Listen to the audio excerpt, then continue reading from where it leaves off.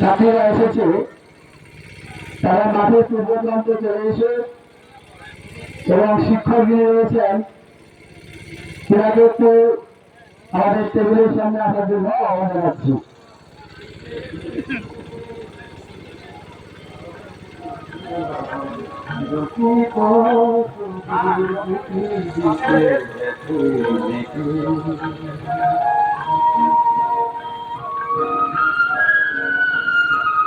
বেসরকারি বিদ্যালয় থেকে ছাত্রীরা এসে পৌঁছেছে এবং শিক্ষক যারা এসেছেন আমাদের পূর্ব প্রান্তে টেবিলে একটু নাম নথিভুক্ত করাও, কারণ ওখানে আমাদের যে টিফিন বা অন্যান্য তথ্য জেনে নিতে হবে।